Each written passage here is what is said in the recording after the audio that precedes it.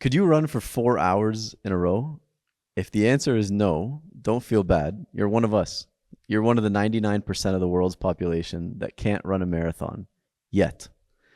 4 hours of running is generally what it takes to run a marathon, a race that lasts 42.2 kilometers.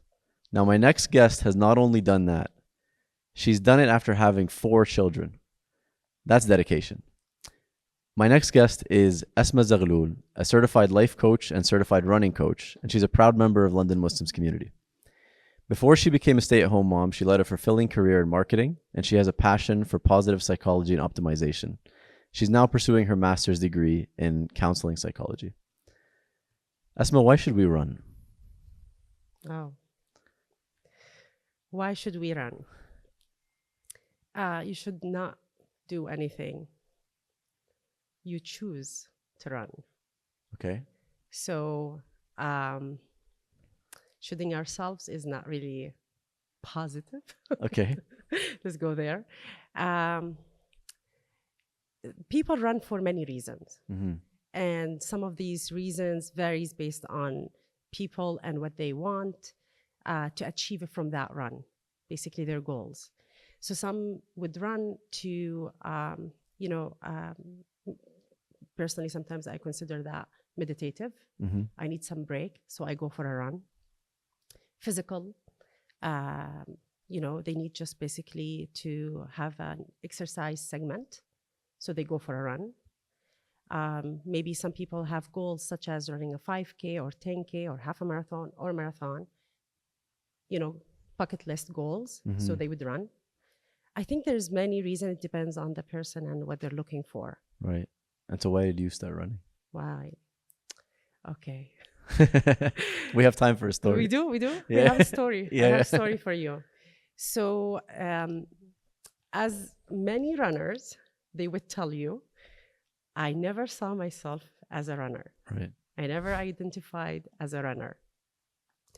And I was one of those. I never saw him a runner. And when I started running, it was after my 40. So when I hit 41, actually, in particular, that's when I started my running journey. So nothing before. But the reason why I ran, it was a combination of many elements that came together, and I started running. One of them, it was a challenge through Fitbit, where you need to do those steps. Yep. And you come with random people from different parts of the world, and you kind of set a goal for yourself, but then that challenge that you have a winner. So in me, that was like, I need to win. That competitive edge. Exactly. Yeah.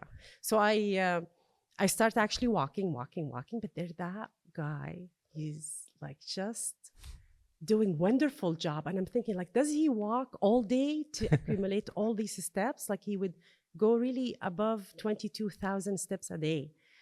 And then one day I just basically messaged him. I was like, what do you do? And then he said to me, I run.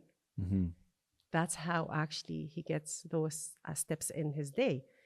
And he's a programmer too. So when he shared that, I'm like, okay, like, you have to tell me.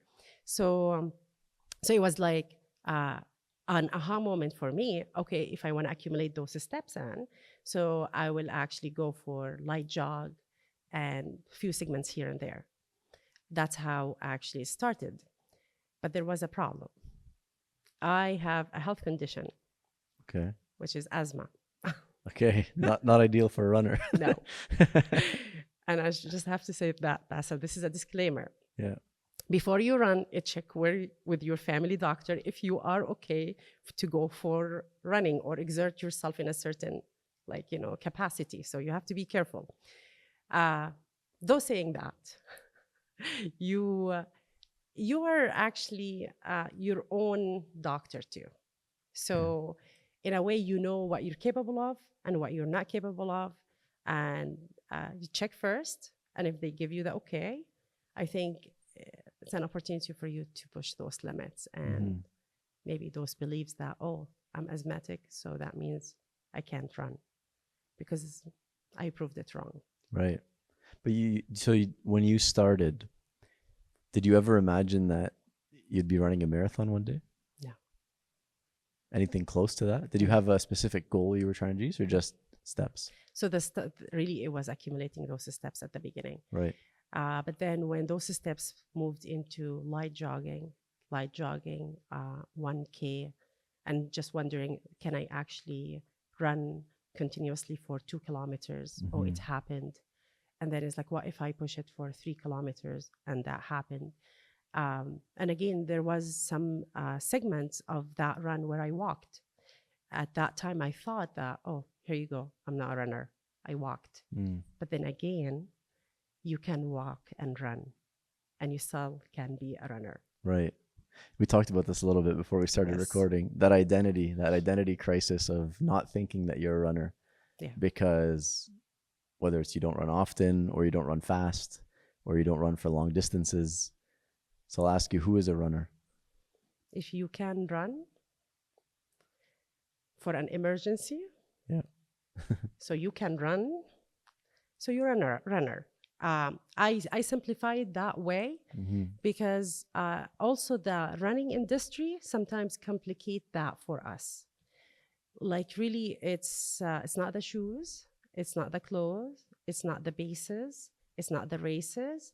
If you can get yourself out and run, consistently, I think you can say I'm a runner.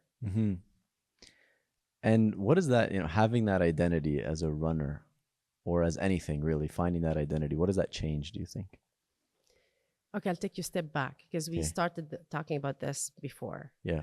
So to change any behavior, there is different ways. So you can start by the outcome, and then the behavior, and then the identity. Okay. Or you can start by the identity, the behaviors, and then the outcome.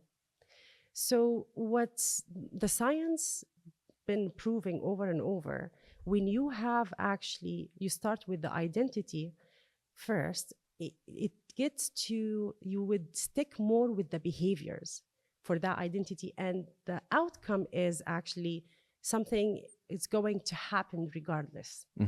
So, and there's many benefits when you start this way. Because, for example, I will give you an example. I like giving examples, if you don't mind. You say, I want to lose 50 pounds. You start with that. That's an outcome. Okay. Then I plug in the behaviors to losing those, 50 pounds.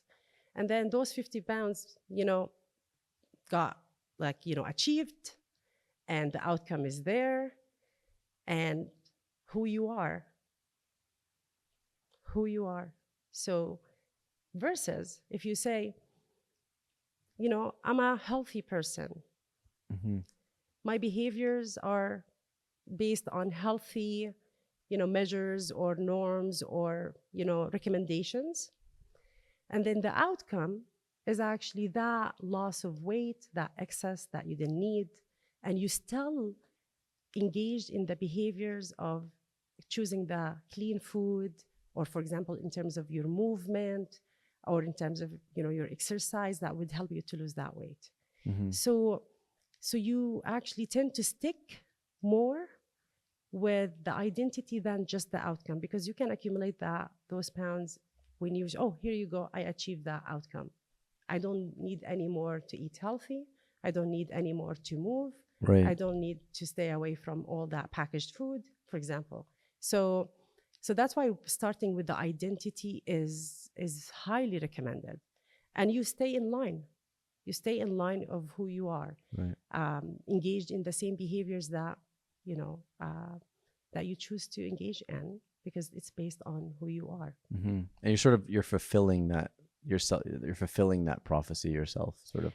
Like, so I want to give it a clear example, because I think there's somebody probably listening to this who is at home and wants to run, or wants to become something. They want to become a runner. They want to become a doctor, whatever it is that they're trying to achieve. So let's take a particular example of myself, right? And apply that framework that you just mentioned. So let's say that I wanted to run a marathon. So you're saying that I should first say what? My identity is a marathoner, I guess would be the right term. Yeah. Why not? And then I establish the behavior. Yeah. What would a marathoner do? Right. How would they go through their day? What's their training plans? What kind of food, nutrition that they would follow that would support their training? Right. That's think, how I would think go through for it that way. And then the outcome becomes that I complete the marathon. Yeah. And I will tell you something. In terms of running races, you are already a winner when you're standing on the starting line. Any person that stand at the starting line, for me, is a winner because the job, the preparation is already completed. Right. And that's wins, not just one wins. The race itself is just one win that you completed it and you finished it. But the work was before. Right. We talked about this the other day. Actually, it was funny. So we started running as a group here on Fridays, and I was out running with Mazen, who had completed a half marathon recently in May. And he said the thing that kept driving me is there was like a 70-year-old guy. He just couldn't catch him.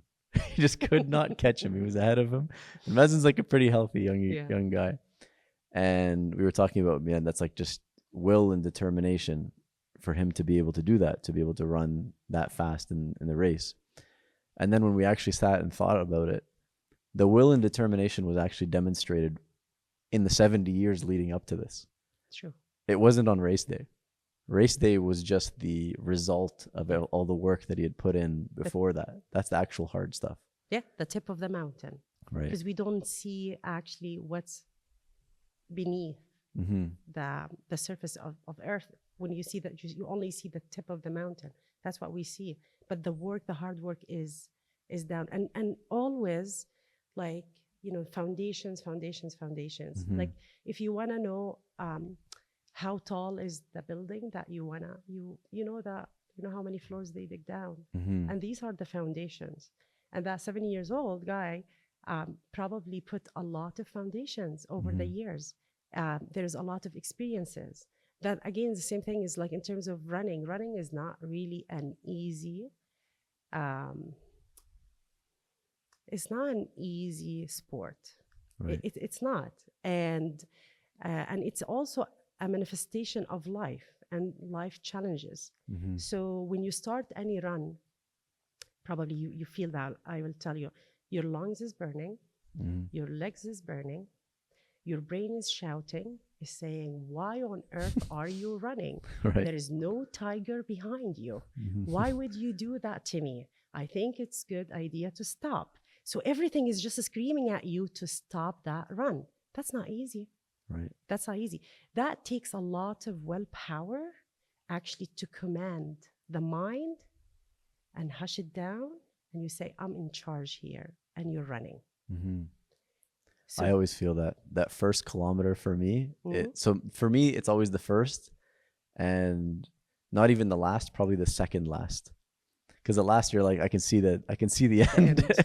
Yeah. It's the first and that second last kilometer where you're almost done, where everything, like you said, is just telling you, why are you doing this? Yeah. Why? Right. Why? But then when you finish, it feels incredible. Absolutely. Well, so actually, let's talk about that for a second. So you've heard of the term, I'm assuming, runner's high. Yeah. What is it? Okay. Oh my God. Forgive me. I just tend to forget the names of those hormones. Right. But what happens when you run, there's that hormone that get released. It's not dopamine. Is it endorphins? Endorphins. Thank you. Endorphins. Okay. Yeah. So that get released, and actually that's a painkiller, and actually also contribute the feeling of pleasure. Right.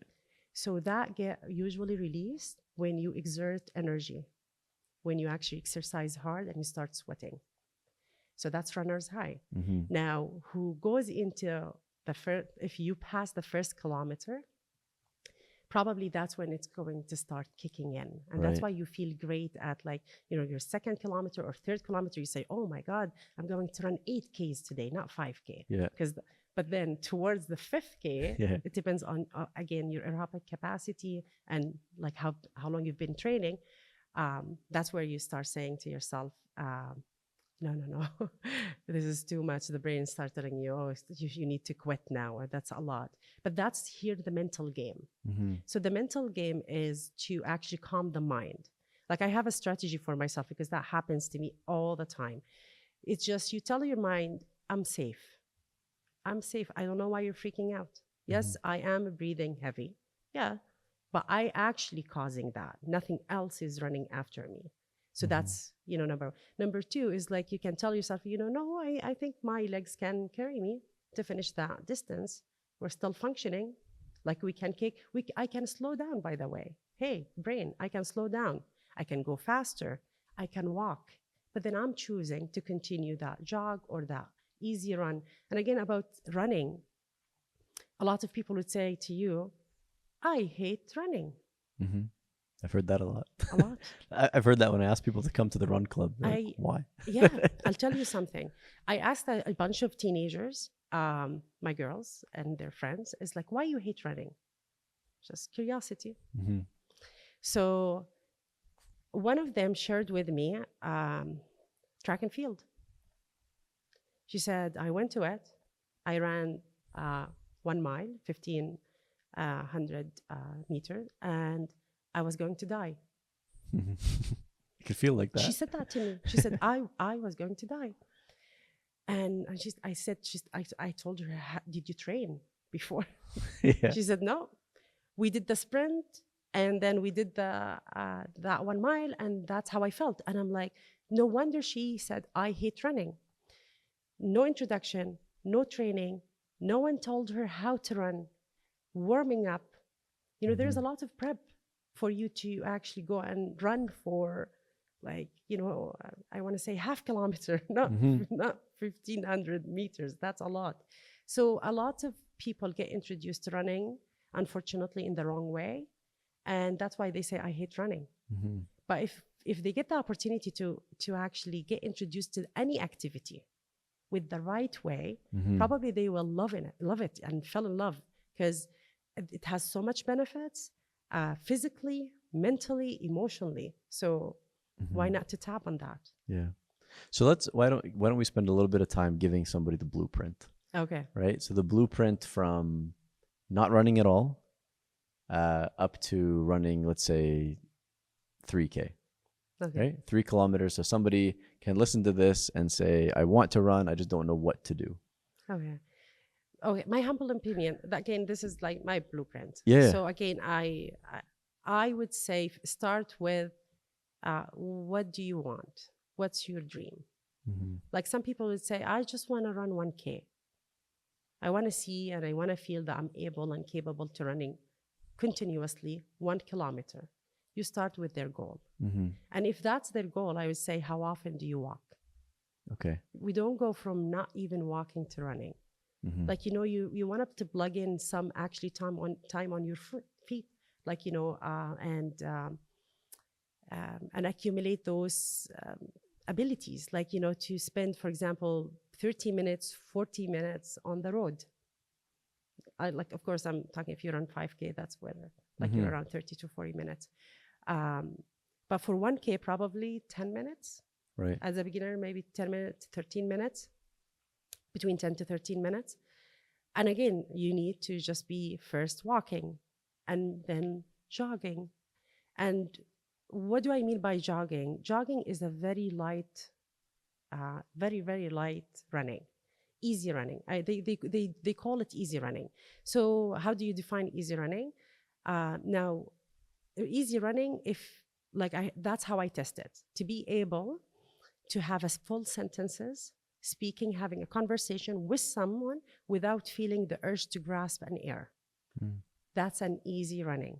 And a lot of people saying to me, Asma, that's impossible. That means I need to walk, not run. I always say, okay, then you need to do that. You start by that. Right. Because that's how you want to build that. So if you get yourself to actually be able outside on the road for a while, walking, then jog it, and then why not actually do it, 2 minutes of running and 1 minute of walking, or if it's too much, 1 minute running and 2 minutes walking, And then you actually, for 1 kilometer, accumulate for that. And slowly you increase the running, like from 1 minute to a minute and a half running. And then you do 2 minutes and 5 minutes. Because I did that with a group of women. That was a couple of years ago. And we were able to accomplish 5K. Like, Wow. you know, they trained for a 5K and they've been able to run a 5K. So it is possible. It takes time. You need to trust the process. And then the outcome will happen. Yeah. Right. It's just that incremental progress. So a lot of it, I found running, and when I started sort of running more frequently, I found that tracking component to be very beneficial. Yeah.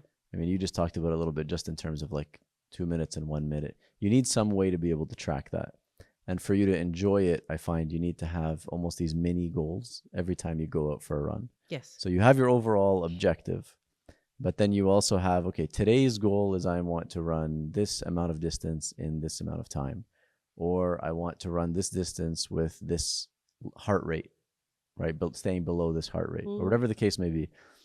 But sort of making it into a little game every time you go out and having that challenge every time is what personally I enjoy about running, is being able to customize it every time I go out, depending obviously on what my activity level is, how much time I have. I mean, that's something that a lot of people will say is, I don't have time to run as a mom of 4.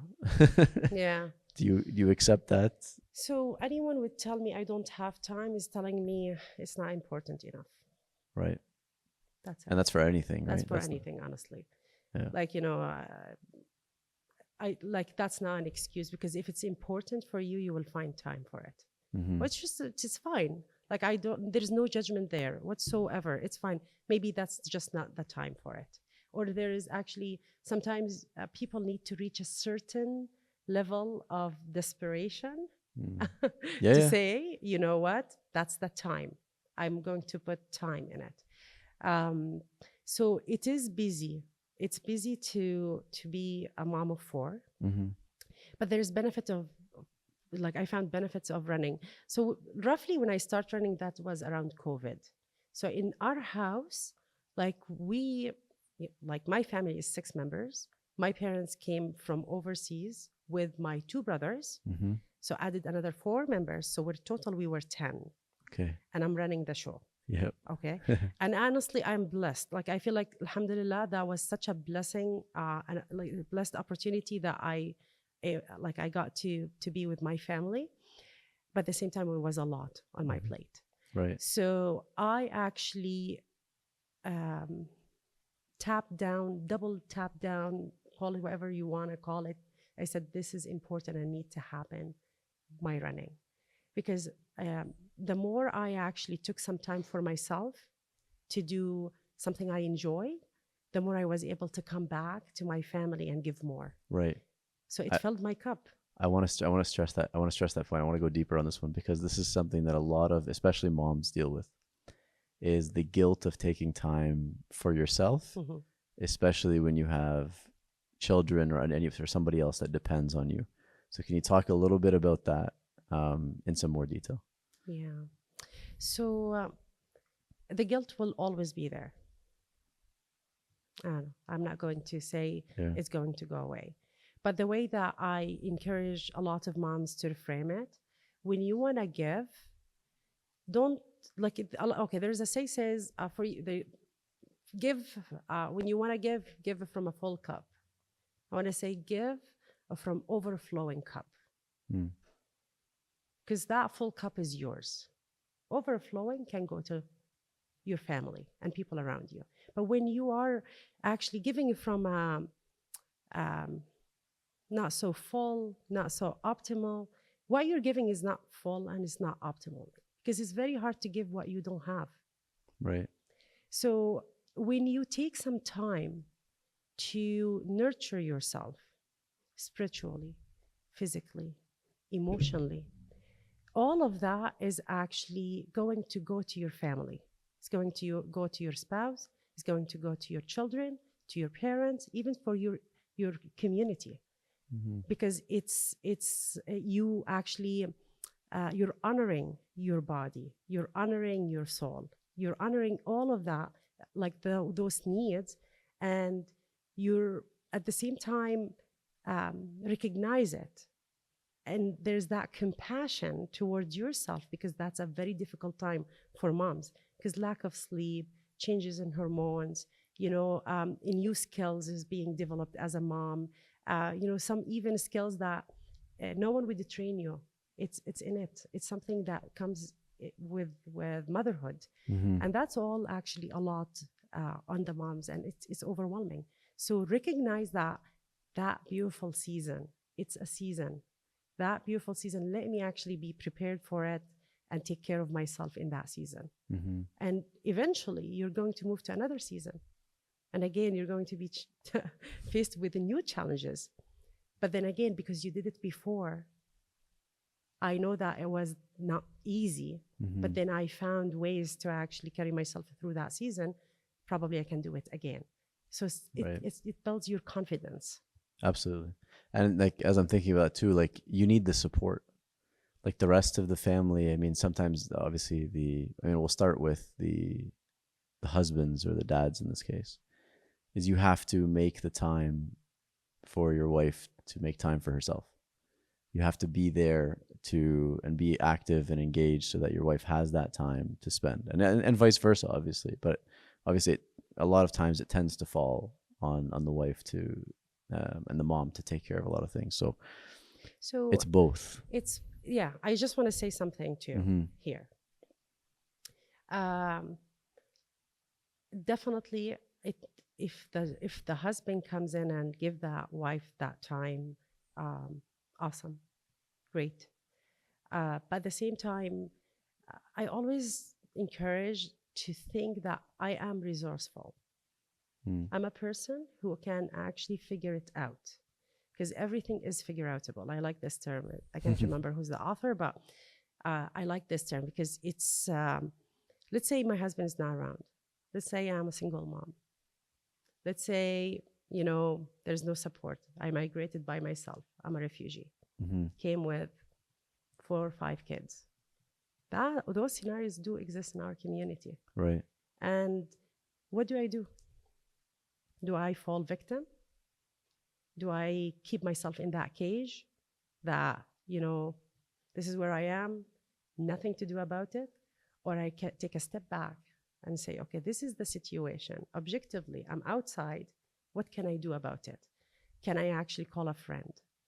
Can I put them in a youth, like a group for kids where I can take some time for myself?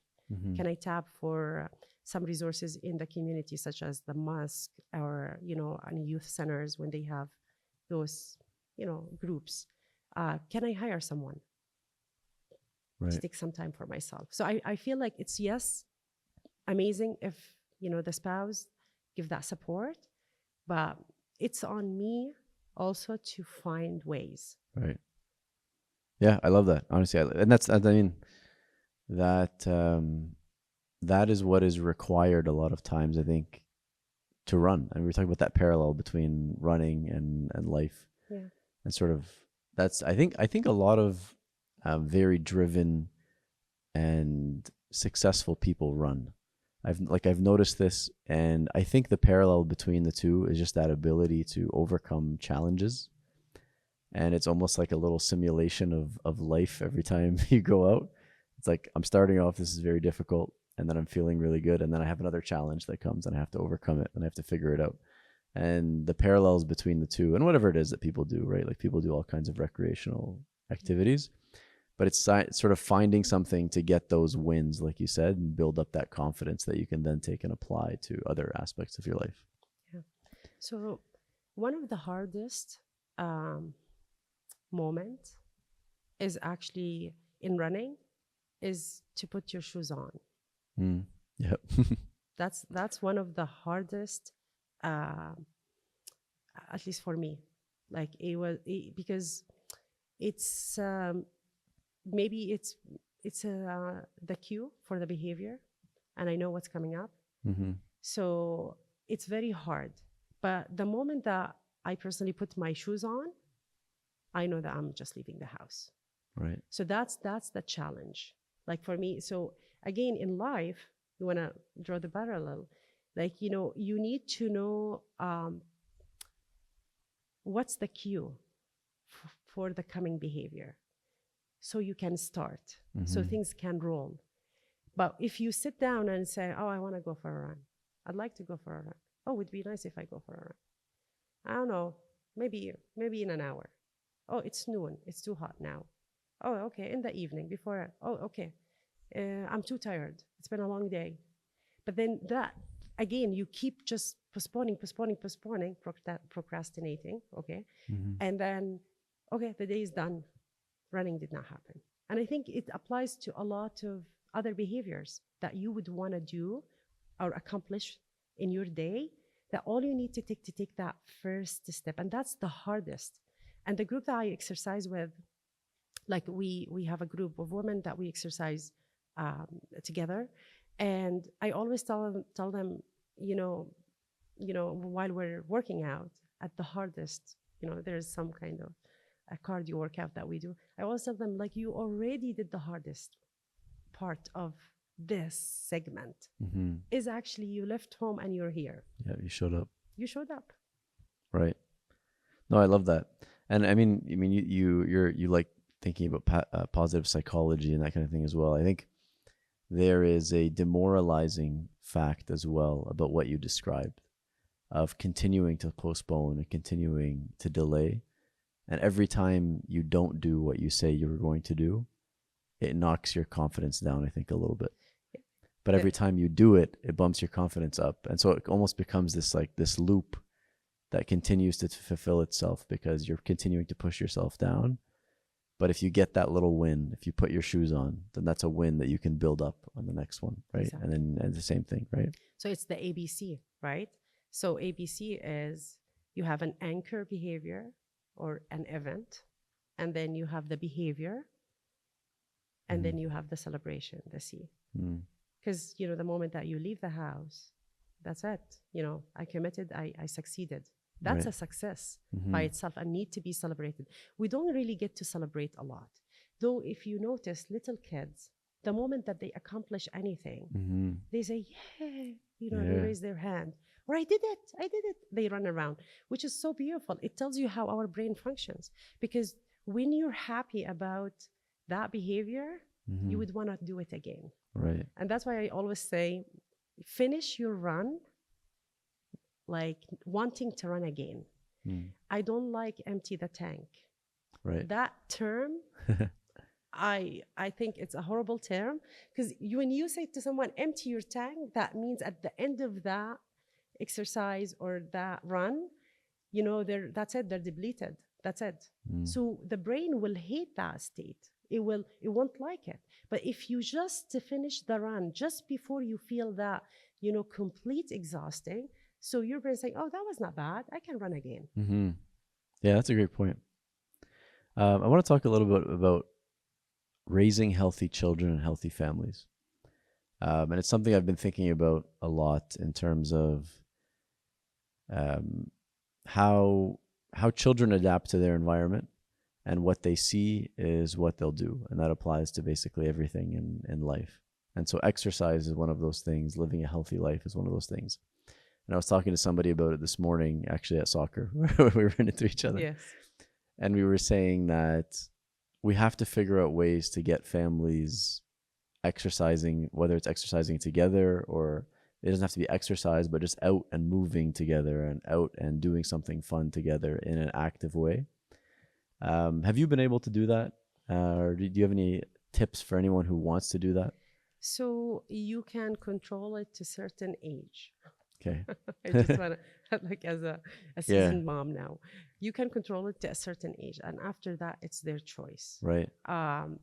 Now, again, why I'm saying that, because it's Khalid and I, we were able to take the kids for bikes rides and running. Sometimes Muhammad, I would be actually running and Muhammad on the bike beside me.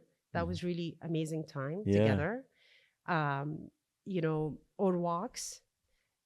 Especially in COVID, we did that in a more systemic way because, again, life stopped. Right. Everyone is working from home. So actually we were able to kind of create that time and say, okay, instead of sitting down, we'll walk in the morning, we'll walk in the afternoon. And actually, they did at that time cooperate and came with us, and they enjoyed it. Mm-hmm. Now, did that continue after everything came back to normal? No, because again, soccer came back, practices, and basketball, and just driving kids around. So it did actually fall apart to be an activity as a family together. Mm-hmm. I would highly, highly recommend that if you want to raise kids who are active lifestyle, just do you, because they will pick on your behavior. Mm-hmm. It's not really you have to take them to do it. No, my mom is going for her run, I'll go with her on a bike. Right. Anyway, my dad is leaving, might well just I will go walk with him because I need to talk to him. Mm.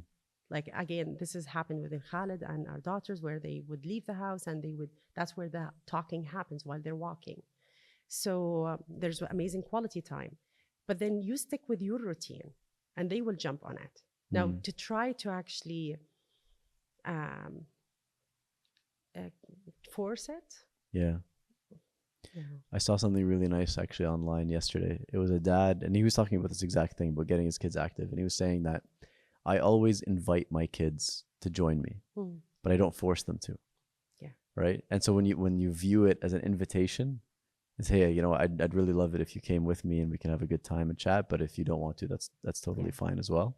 It takes off that pressure, right, from the kid. And I've got a very young daughter, so I haven't experienced this yet. But that's why I'm asking, is so I can figure out this stuff. Yeah, they get moving used forward. they get used to it. They'd like to join you. They will be with you. It's actually it's amazing. And again, I will say something about the positive spin on it, which is really nice. When I go for those runs, I don't say I have to run. Right. I get to run. Mm-hmm. It's a big difference for my psyche when I tell myself, well, I get to run. And even when I do house chores, even I say, well, I get to do the dishes. Mm-hmm. I get to cook for my family. I get to help them organize their rooms. I get to clean the house and create an environment that is decluttered, so for them to flourish in it. So they can actually see potential. They can see some creativity, not really overwhelmed with, all that clutter. Mm-hmm. So again, just that positive spin on your ordinary tasks or daily task would actually motivate to continue that habit, and you feel the sense of blessing. Oh yeah. Alhamdulillah, a lot of people would won't have what you have. They don't have it for many reasons. And, alhamdulillah, that's an ni'mah that I have. I have that. I get to do that. So it's a blessing. Yeah. I think everyone's basically felt that, at least especially in the last 9 months, looking at what's going on in Gaza. It's that perspective change of, I think all of us did this, right? Is we were all hugging our kids a little bit tighter. We were sort of thinking about spending a bit more time with them. You talk about something as simple as doing the dishes or whatever, right? You've got food, you've got enough food that it made the plate dirty, that you now have to clean it. I wanted to renovate the kitchen. Now I feel my kitchen is perfect. Right. So I don't want to touch it. It's fine. Now, I'm not saying to stop what you want. I get that. But then there is more of appreciation now. Right. It's not just about wanting, there's that element of I'm choosing now. I'm choosing to do these things. I'm choosing to go for this run. I'm choosing to take care of my family. And with that active, there's that involvement that you bring yourself forth, if there is that element of want and actually choice in it. Mm-hmm. Because, when a lot of people go around and say, I want. I'm like, okay, what do you do about it? Okay, you want it. It's just, you need to do something about it. Going back to what's happening overseas in the past 9 months, it's very hard for our community. Mm-hmm. It's very, very hard because we are one body. This is how this is a belief we have. One body. That's what the Prophet ﷺ told us. So if one part aches, all parts aches. And I really feel it in our community.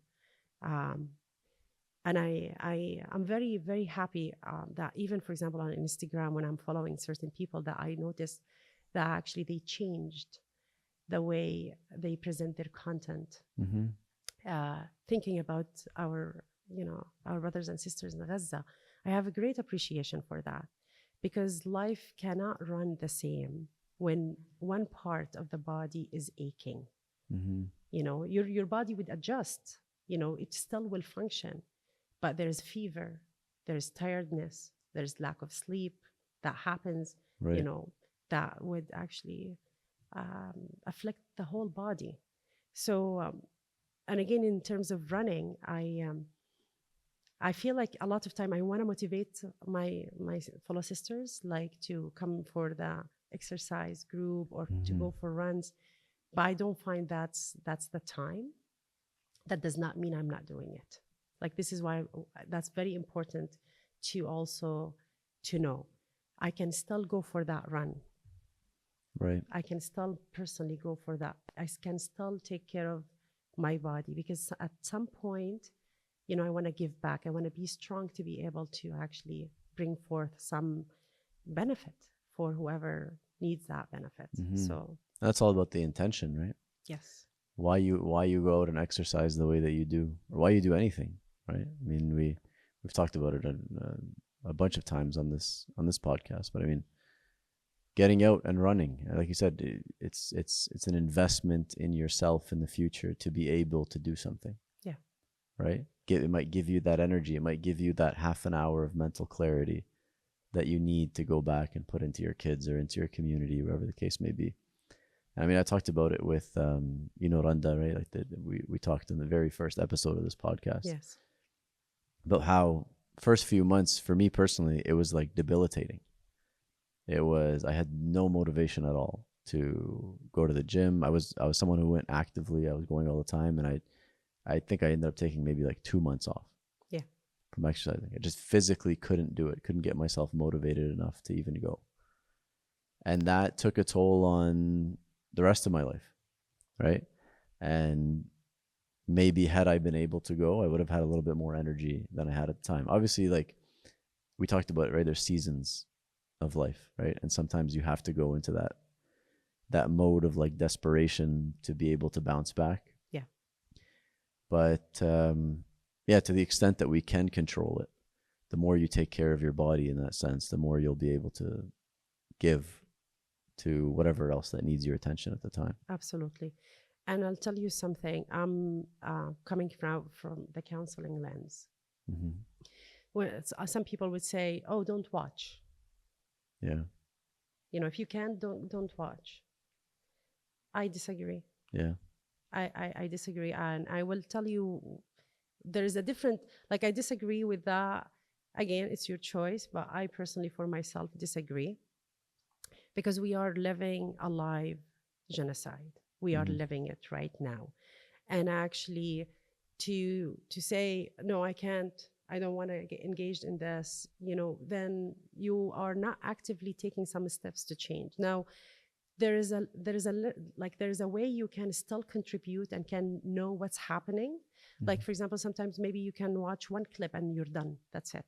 But that clip that actually give you the ability to remember why it's important to pray, why it's important to pick up the phone and talk to your representative, why it's important for you to boycott, why it's important for you to kind of, from different places and aspect and like contribution you can bring forth for justice, within your capability, your ability. But then when you are unaware of it, actively not being aware of it, saying, "Oh, I don't want to be like I can't function," it's like, well, that's justice. You're saying, "Oh, I don't want to be just. I don't want to," like, I don't know. I personally think, again, to the ability that you can, maybe you can read an article but just read that article, be aware of it, and do something about it. But Right. when you are completely not aware, not to your attention, so how can you actually do anything about it? Right. And we talked about it. I mean, we talked about it as well. And Randa talks about this a lot online. I think it's very beneficial, the stuff that she posts. I resonate with it. It's, our societies are built on the community. And a lot of the, you can call it self-help, or a lot of the positive psychology stuff that we see, especially in like the Western world, can be very individualistic and focus on the individual. That is completely against all of our other values. So you're trying to force something in that doesn't fit with the rest of your values, and that sort of dissonance between the two creates all these problems for you, psychologically, at least in my opinion. I'm not an expert at this stuff, No, but this is for me personally, beautifully yeah. said. Beautifully said. Sorry, I interrupted you. No, that's okay. That's Yeah. that was it. I'll tell you something. Definitely, like even in counseling, we know that there is that individualistic lens and there is a collective lens. As a counselor or as a psychotherapist, when you're dealing with your clients, you need to kind of understand where they're coming from, what value system that they have. And us Muslims, most of our nations, like we are coming from a collective mindset. So actually, what usually affect my brother and sister, and we're all kind of like, again, and it's prophetic. It's not like something like culturally. Yeah. It's not culturally, and this is why it's very important when I say, I can't turn an eye, I can't go away, because that's part of your body. That's very, like, that's what the Prophet ﷺ said to us. It's one body. So, and again, not to also paralyze you. Like, this is where I again, it comes to very important when we say it collectively. Like, one part is being afflicted, but the other part is not paralyzed. Now, if we take, like, if we switch apart, like switch the places, what would they be doing with all the resilience that you would see them doing? And how they actually, people are joyful. They're very joyful in the midst of the atrocities. They know how to celebrate. They know how to do their ibadat, and they know how to actually taking care of a family. So again, thinking about it is saying, okay, that resilience, where is coming from? Resilience is something you can practice. This is not something you're born with. Right. Courage, you can practice. Any kindness, you can practice. Even learning, you can practice. إنما العلم بالتعلم والحلم بالتحلم. So subhanallah, each behavior that you want, or each character that you want to attain, it's actually something that you need to practice. Like how I'm practicing kindness, how I'm practicing, being generous, by giving from my time, giving from my wealth. So again, it's a continuous, and I want to say actively seeking those opportunities to practice these virtues. And that's how you develop a stronger body. Now, they can give, we can give. They don't have masajid to pray, we have masajid to pray in. They can't call representative or do something politically, we can do things politically. So again, this is actually, if we just tap on it, it's a strength in our community. And I don't know other communities, they have that. We've got to use it. Let's talk about the All Walk program. What can you tell me about that? Okay. I love this program. Okay. That's my baby. That's my baby. Okay. So it started All Run program. Okay. And I ran it for almost, I would say, I want to call them 2 semesters. Okay. And then, like, again, it was beautiful, but it fell apart. It's very hard to convince, our Muslim sisters to run. I don't know why. There's a lot of myth. Like, if I want to, tell you what they would tell me is like, oh, it's going to ruin my knees. Okay, by the way, most of the studies has been showing that actually running will prevent knee arthritis. Like, it's a myth. It's, again, check with your doctor. I'm not going to. Yeah, I don't yeah. want doctors calling me and saying, "Oh, Asma, you can't say that." But there's a lot of studies saying that. Some people is like, "Oh, it's not for me. Like, I can't do it." Or for example, thinking running is for losing weight. Hmm. No, by the way, I just want to tell the sisters who wants to run a 5K thinking that she will lose a weight. To train for a 5K, you need to fuel. To train for a 10K, you need to fuel. I gained weight training for my marathon Oh, because now I no, was fueling. Like, again, no one's gonna run now. no one Yeah. wanted exactly. People's like, "Oh, I don't want to run a marathon," but then not really gain, like, not unhealthy weight. Right, Like, right. you need to actually fuel your long runs. You go out for like a 13K run, 16K run, like, and you need to have those pastas and you need, Hmm. pizzas. Maybe that's why people say if you want to run, you'll get to eat the stuff you want to eat. Right. You eat whatever you want. Yeah. The problem where Yeah, when you stop training, yeah. those behaviors are still there. Right, right. Those habits still there. Right. Yeah. So yeah, so is the all walk, is it still running in a So, different capacity so now? yes, it's in different ways. So it started by All Run, and then now it's called All Walk, and it's been running. Since I started, it's been going for actually 3 years now. Okay. 3 years. It's a beautiful one. As sisters, we get together. The reason why I wanted this program, because after COVID, where I noticed that a lot of sisters are actually inflicted with social isolation, Right. and especially moms, Mm. because not everyone, but a lot of them, they choose to be stay-at-home moms, so they're not even anymore going to work. Most of their time goes around the kids, so they're home for many hours. They don't see a lot of sisters. Even when we come to some mosque activities or community centers, attending lectures, you listen to the lecture, you can't talk in the lecture, and then you Right. leave. So there's that social um, between sisters to even exchange experiences, because again, that's how you can support. When a sister comes to me and tell her, "You know what, I know it's difficult, the 3 kids under 5 years old, it's difficult, it's not easy, but then as a mom who moved from that season, I can see the light." Right. She can't see the light, but I can be there to tell her, there is a light at the end of this road. Just, be patient and be persevere, and you will love it. Like, you will see the outcome. It's beautiful. Just stick with those, in that stage, those processes. It's only processes or systems that you put in place. So in that program, we come together, we break a sweat together, we talk and connect, we laugh, and then we leave. There's no food. Yeah. So whoever is like, Yeah. is there a food element? There's no food yet. So that's what we do.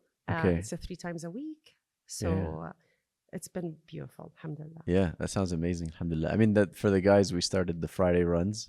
So after Asr on Fridays, so 6 o'clock here at where we are, we go out and we run, and we made a loop that's 3 kilometers. And so we have guys that run less than 3 kilometers. And so they come out and they complete one loop, partially running, partially walking. Nice. We have guys that run 15 kilometers plus, and so they'll do the loop multiple times. And so there's something basically for every level. Yes. So if you're just starting out, you can come and join us. If you're a seasoned runner and you want to come and challenge yourself with other people that are also seasoned, you can do that as well. The group thing has been important for me. I mean, we talked about identity. We talked about this a little bit. I didn't identify as a runner. It's something that I can do. But I think the group element is pushing me in that direction more, where I'm enjoying it a lot more because I get to have conversations with people, like you said. I get to go through challenges together with somebody. You can find somebody on that day that wants to push themselves in the same way that you want to. And then when you both finish it, you have that sort of social connection, that bond between the two of you that you didn't have beforehand. Yes. And so I'm really loving the group element right now. And you can see the popularity of it online. It's crazy. It seems like every city has like multiple run clubs. The other day I went out and I saw a bunch of people in like neon colors Running. Yeah. running. There's Yeah. like 50 of them in the street. Yes. So you can see that there's people are drawn towards that for some reason. And I think it's actually more of the social connection than it is the running itself. Absolutely. Absolutely. I at the beginning of my running, I was trying to find a running group. Yeah. Now, I actually went to a couple of them, and I couldn't stick around to continue running with them because towards the end, the social element, they go drink. Right. And I'm like, I can't drink. Yeah. But I actually went one time and I asked for hot chocolate. It was weird. Yeah. And I'm like, it's again, it's not I Right. couldn't stick around. But again, it's very nice that you guys are brothers. Like you get to do that, because definitely that social element. And again, there's something beautiful what you just mentioned. You can team up with a person who today they took a decision to actually push themselves. And again, there's other people who say, no, I don't want to push myself today. I want to stay behind. But then the group is, when you are with a group, you are actually, you are watching for also your weakest link. Like, that's also beautiful too. It's not just about you are just doing your own exercise and running, but and this is what I learned in those groups, which was really beautiful. I was the slowest one among them, and they stick around with me. Like every single time, a guy would like tell me, look, don't worry, don't rush. Even if you want to walk, I'll walk with you. Just to stick, just for me to stick around. And I really appreciated that because I felt that, yes, I was their weakest link. Because as a group they would kind of slow down, but at the same time it made me feel I belonged, someone cared, I've been seen, and that's all beautiful. It felt really nice, and that's why I'm trying to create in the group that we do in All Walk. Every person walk through those gym doors, I go and I greet them and I welcome them. And I always make sure that the sisters, that they talk to each other and I say, oh, we have a new person participating today. Just go introduce yourself. Because that's how, kind of you want to facilitate that. You want to create that connection. Yeah, I love that. We're gonna try to implement that in the guys group as well. Like, we're still trying to figure this out. We're all kind of new to this, but I love the idea of starting when we do our warm-up. I think it's a great time to congratulate everyone for just showing up. Absolutely. In the first place, because there's a lot of people that they were like on the edge of not coming, and then they made that decision to come, whether they were worried about whether like anxiety socially or worried about being anxious about running itself or whatever the case may be. The fact that you showed up is a win. And everything you do after that is bonus, basically. Yeah, and it shows people's personalities. Like, I noticed that in my group, like we also walk. So we have also 2 days in the park. I would tell them, okay, it's a rest day, so let's go walk in the park in the morning. Since anyway, when you have a schedule, you say, okay, I'm working out from 9 to 10. Yeah. So I go for the gym with them from 9 to 10.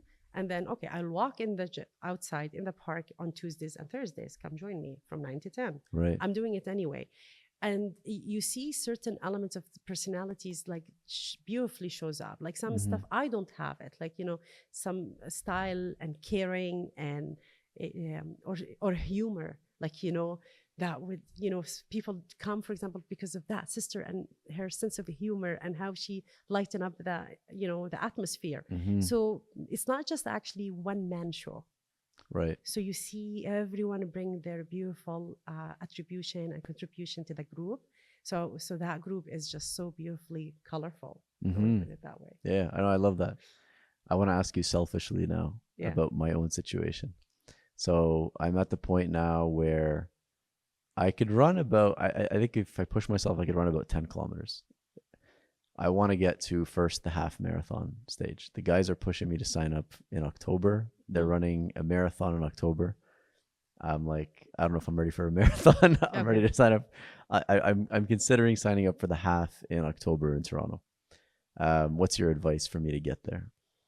I love it. Don't feel pressured to Okay. do the marathon. Build it up. Take Okay. your time.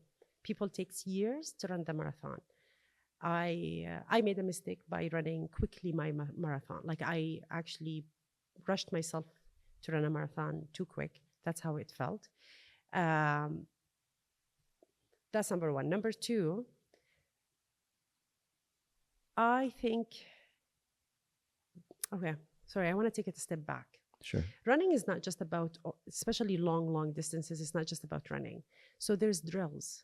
You have, some runs is going to be a speed runs. Mm-hmm. Some runs is going to be a slow runs or not slow, easy runs because Mm-hmm. people get upset because slow. I Right. would say easy runs and hills, going on hills to train yourself. So there is a training plan has to be in place for you to actually finish half marathon strong. Mm-hmm. Um, so thinking about all of that is just probably you want to incorporate not just one run a week. You want to do at least maybe 3 runs. Mm-hmm. You need to recover too. So if you, for example, do a speed run, um, um, fartlek run where actually you run without even like considering am I going fast or slow, whatever you feel like doing that, you can do that. Sometimes you have intervals runs, like where you know at this point I have to hit it really hard and I need to go fast. And the easy runs, basically, if you run 4 times a week, I would say maybe 2 of those or 3 days should be easy runs. Mm. And when I say easy runs, that means your heart rate should not go above 60 to 70% of your max heart rate. Right. So it's really easy. So again, when you're running, it's conversational running. Like you're running while you're talking. That's Mm-hmm. really will make you stronger. I think a plan has to be in place. Like you're training hard, you need to recover hard. Mm. So when people saying, "Oh, I will miss the rest day," you're hurting yourself. You need to give time for your body to also heal. Right.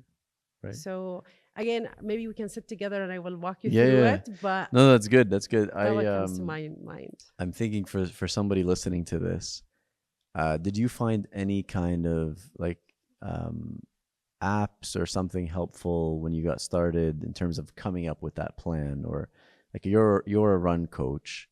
What's the best way for somebody to come up with, like for me to come up with like my own custom plan for what I want to achieve? Yeah. So I'm sorry. Before I go into there, I want to tell you that about my mistakes. Mm-hmm. Yeah, that'd be Okay. good. Like really, because we're talking about a new runner. So I did amazingly uh, beautiful, unavoidable, I want to call mistakes. I did those mistakes because I didn't know. One of them was I ran half marathon while I'm fasting. Mm. Wow. Big mistake, horrible mistake. Yeah. I just want to say that. But I survived Right. in Ramadan. Anyway, I don't know what I was thinking. So I did that. I actually ran 25K trail run without fueling, without knowing what to take on that run or what to drink. I just got regular water. Again, horrible mistakes. Even in my marathon, I got distracted in my training towards the end. So kind of I missed, I want to say I trained 60% only. And it did actually hunt me in the marathon. Mm. So I didn't finish it the time that I wanted to finish it. I got injured. So there's a lot of things happened. So that's why I'm saying I want to say those mistakes. I did those mistakes before I became a coach, before I learned to be a coach. But again, all these mistakes, sometimes it's unavoidable. So you're going to go through them. Now, going back to the apps or some plans out there, you can find many plans on the net, how to run. Mm-hmm. Now, I don't highly recommend that Like, Okay. because you read really, if you just maybe invest some times to coordinate with a coach, like, what's your goal?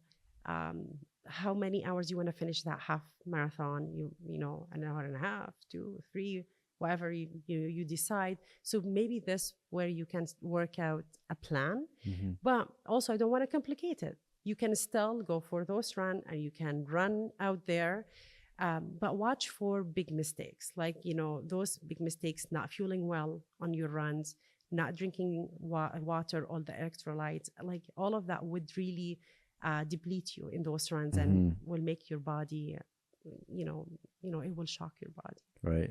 This is where I think the group runs are super helpful, because then you'll go and talk to other people, and sort of just like how I kind of learned a few things right now that you gave me, you can learn from other people as well Yeah, in terms of what to do, what not to do. absolutely. Um, Applications, I did use Nike running training. mhm. That's I like Coach Bennett. I like someone talking to me, a podcast while I'm running. Oh, I okay, like to interesting. learn while I'm running. Yeah, yeah. Actually, I always either listen to a book or a podcast or someone actually training. Coach Bennett on Nike app. Like, he's my favorite. I like Mm-hmm. just to listen to his advices. And again, you learn a lot from, because he's like certain, like he's a coach that well known, Mm-hmm. and he used to be a runner too. So, like, he is a runner, but I mean, he used to be competing in Olympics. Right, So he right. has a lot under his experience. Um, I have Garmin. So the Garmin watch does come with running plans. Right. But I learned to listen to your body too. Like, yes, the plan is saying to you, for example, today to go and hit 5K run. But if your body is not recovered, you don't need to do this. You can postpone it 2 days when your body is actually good. Mm-hmm. That's why I kind of be very careful with just outside plans. Right, right. Okay, good to know. So let's maybe we end with a 1 minute. I know we started with why should I run, Okay. right? I want to end with a bit of encouragement for somebody who listened to this and just needs that little bit of a push Yeah. to actually get out there and try. Okay. Really, running is amazing sport. I know that I talked a lot about, maybe you can make mistakes, injure yourself. I don't want to scare anyone. Simplify it. If you can walk and if you can jog and if you can run for 1 minute, probably you can run. There's amazing benefits for running, but you have to find your groove. You have to find why. And while you're doing it, um, you know, it you need to just dig deep on what's happening in your mind. Best ideas comes while you're running. The best ideas, amazing projects would pop up in your mind while you're running. It's very meditative. Like, when I go out and I go for run, there's that rhythm that happens, your breathing and your movement. It's very meditative feeling. And at the end, the hormones that you get, and it's a natural one. You don't need to pop up any pill to make you feel happy. Actually, you can produce that yourself. Definitely better sleep. So you fill your cup, and inshallah, with that overflow cup, you can give your family and people you love. Inshallah. Beautiful. Well, this has been so helpful. I'm looking forward to continuing to learn from you about running, inshallah, and getting out there. Again, if you're listening to this, there's the all walk, all run hybrid Yes. program. The Asma runs 3 times a week. 3 times a week. That we'll put some information, I guess, in the YouTube probably and in the description that people can follow to figure out what to do there. And then if you're interested in running with the guys, it's Fridays at 6 p.m. Here from the Wellness Center. Maybe I'll start one myself. Yeah. we can you compete. go in different directions. Inshallah. Thank you so much. This is super helpful. Jazakallah khair. Yeah, inshallah.